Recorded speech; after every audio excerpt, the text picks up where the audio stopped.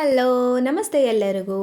ಇವತ್ತಿನ big boss update ಕೊಡೋದಕ್ಕೆ ಈ ಒಂದು ವ್ಲಾಗ್ನ ಸ್ಟಾರ್ಟ್ ಮಾಡಿದ್ದೀನಿ.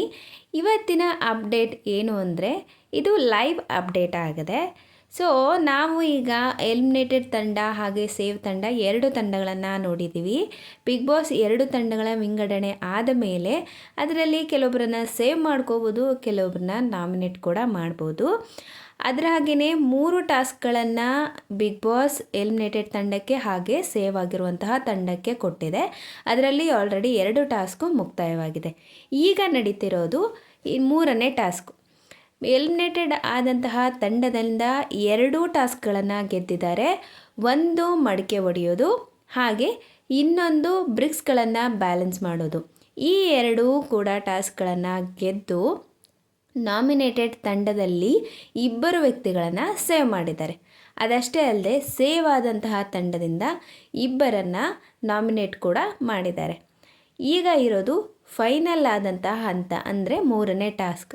ಈ ಒಂದು ಟಾಸ್ಕಲ್ಲಿ ಸ್ವಿಮ್ಮಿಂಗ್ ಪೂಲಲ್ಲಿ ಕೆಲವೊಂದು ಕಬ್ಬಿಣದ ರಾಡ್ಗಳನ್ನು ಜೋಡಿಸಿದ್ದಾರೆ.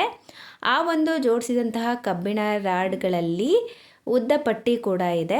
ಆ ಒಂದು ಪಟ್ಟಿಯಲ್ಲಿ ಒಂದು ಗಾಲಿಯನ್ನು ಅಂದರೆ ವೀಲನ್ನು ಇಟ್ಟಿದ್ದಾರೆ. ಆ ವೀಲನ್ನು ಕಬ್ಬಿಣದ ಪಟ್ಟಿ ಏನಿದೆ ಆ ಪಟ್ಟಿಗಳಿಂದ ಒಳಗಡೆ ತಗೊಂಡು ಬರಬೇಕು. ಅಲ್ಲಲ್ಲಿ ಆ ಒಂದು ಕಬ್ಬಿಣದ ಸರಳುಗಳನ್ನು ಹಾಕಿರೋದ್ರಿಂದ ಆ ವೀಲ್ಗಳು ಬೇಗನೆ ತಗೊಳ್ಳೋದಕ್ಕೆ ಆಗೋದಿಲ್ಲ. ಆದರೆ ಟಾಸ್ಕ್ ಇರೋದ್ರಿಂದ ಇವರು ಅದನ್ನು ಮಾಡಬೇಕಾಗಿದೆ. ಸ್ವಿಮ್ಮಿಂಗ್ ಪೂಲ್ಗೆ ಇಳಿದು ಅಲ್ಲಿರುವಂತಹ ಕಬ್ಬಿಣದ ಪಟ್ಟಿಯ ಒಳಗಡೆ ಈ ಒಂದು ವೀಲ್ನ ತರಬೇಕು. ಯಾವ ತಂಡ ಮೊದಲು ತರುತ್ತೋ, ಯಾರು ಟಾಸ್ಕನ್ನು ಮೊದಲು ಕಂಪ್ಲೀಟ್ ಮಾಡ್ತಾರೋ ಆ ಒಂದು ತಂಡ ಜಯಶಾಲಿ ಆಗುತ್ತೆ ಅಂತ ಹೇಳ್ಬೋದು. ಇಲ್ಲಿ ಸೇವ್ ಆಗಿರೋ ತಂಡ ಹಾಗೆ ನಾಮಿನೇಟೆಡ್ ತಂಡದಿಂದ ಸೇವ್ ಆಗಿರೋ ತಂಡದಿಂದ ಧನುಷ್ ಅವರು ಹೋಗ್ತಾರೆ. ಹಾಗೆ ನಾಮಿನೇಟ್ ಆಗಿರುವಂತಹ ತಂಡದಿಂದ ರಘು ಅವರು ಹೋಗ್ತಾರೆ. ಈ ಇಬ್ಬರ ಒಂದು ಸ್ಪರ್ಧೆಯಲ್ಲಿ ನಮ್ಮ ಧನು ಅವರು ಅಂದರೆ ಸೇವ್ ಆಗಿರೋ ತಂಡದಿಂದ ಧನು ಅವರು ಮೊದಲು ವಿನ್ ಆಗ್ತಾರೆ. ಬೇಗ ತಂದು ವೀಲನ್ನು ಇಡ್ತಾರೆ, ಟಾಸ್ಕ್ ಕಂಪ್ಲೀಟ್ ಮಾಡ್ತಾರೆ ಅಂತಲೇ ಹೇಳ್ಬೋದು. ಅದಾದ ನಂತರ ಹುಡುಗಿರಿಗೆ ಬಿಡ್ತಾರೆ. ಫಸ್ಟು ಬಾಯ್ಸ್ ಹೋಗಬೇಕು, ಅದರಿಂದ ರಘು ಹಾಗೆ ಧನು ಅವರು ಹೋಗಿದ್ದರು. ಅದಾದ ನಂತರ 2 ಟೀಮ್ಗಳಿಂದ ಇಬ್ಬಿಬ್ಬರು ಹುಡುಗಿರು ಹೋಗಬೇಕಾಗಿರುತ್ತೆ.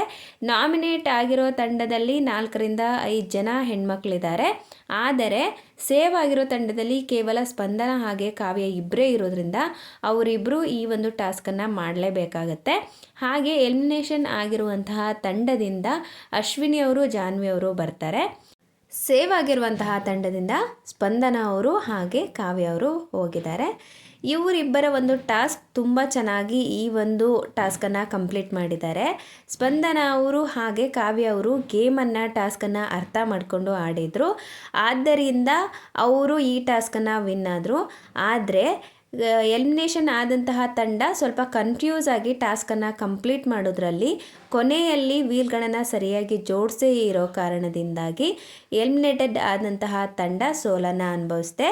ಹಾಗೆ ಸೇವ್ ಆಗಿರುವಂತಹ ತಂಡ ಇಲ್ಲಿ ಗೆಲುವನ್ನು ಸಾಧಿಸಿದೆ. ಈ ಒಂದು ಸೇವ್ ಆದಂಥ ತಂಡಕ್ಕೆ ಯಾವುದೇ ರೀತಿ ಅಡ್ವಾಂಟೇಜ್ ಇಲ್ಲ. ಅಂದರೆ ಯಾವುದೇ ಒಂದು ಟಾಸ್ಕ್ ಆದ ನಂತರ ಕೆಲವೊಂದು ಅಡ್ವಾಂಟೇಜ್ಗಳನ್ನು ಬಿಗ್ ಬಾಸ್ ಅವರು ಕೊಡ್ತಾರೆ. ಆದರೆ ಇವರಿಗೆ ಸೇಫ್ ಆಗಿರುವಂತಹ ತಂಡದಿಂದ ಒಬ್ಬರನ್ನು ನಾಮಿನೇಟ್ ಮಾಡಬೇಕಾಗಿ ಬಂತು. ಈಗಾಗಲೇ ಸೇವ್ ಮಾಡಿ ಕಳಿಸಿರುವಂತಹ ಸುದಿ ಅವರು ಅಂದರೆ ನಾಮಿನೇಟೆಡ್ ತಂಡದಲ್ಲಿದ್ದರು, ಅಲ್ಲಿಂದ ಇಲ್ಲಿಗೆ ಸೇವ್ ಮಾಡಿ ಕಳಿಸಿದ್ರು. ಅದಾದ ನಂತರ ಸೇವ್ ತಂಡಕ್ಕೆ ಬಂದಾಗ ಯಾರನ್ನು ಒಬ್ಬರನ್ನ ನಾಮಿನೇಟ್ ಮಾಡಬೇಕು ಅಂದಾಗ ಇಲ್ಲಿ ಕೂಡ ಸುದಿ ಅವ್ರನ್ನ ನಾಮಿನೇಟ್ ಮಾಡಿ ಮತ್ತೆ ನಾಮಿನೇಟೆಡ್ ತಂಡಕ್ಕೆ ಸೇವ್ ಆಗಿರುವಂತಹ ತಂಡ ಕಳಿಸಿದೆ.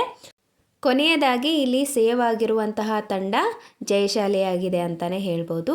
ಈಗ ಸೇವ್ ಆಗಿರೋ ತಂಡದಲ್ಲಿರುವಂತಹ 6 ಸ್ಪರ್ಧಿಗಳಿಗೆ ಕ್ಯಾಪ್ಟನ್ಸಿ ಟಾಸ್ಕ್ ನೀಡಲಾಗುತ್ತೆ. ಆ ಟಾಸ್ಕ್ನ ಇವತ್ತಿನ ಒಂದು ಎಪಿಸೋಡಲ್ಲಿ ನೋಡಬಹುದಾಗಿದೆ. ಈ ಒಂದು ಟಾಸ್ಕ್ನ ವಿನ್ನರ್ ಆದಂತಹ ಗಿಲ್ಲಿ, ಕಾವ್ಯ, ಸ್ಪಂದನ, ಧನು, ಅಭಿಷೇಕ್ ಹಾಗೂ ಸೂರಜ್ ಅವರು ಇದ್ದಾರೆ.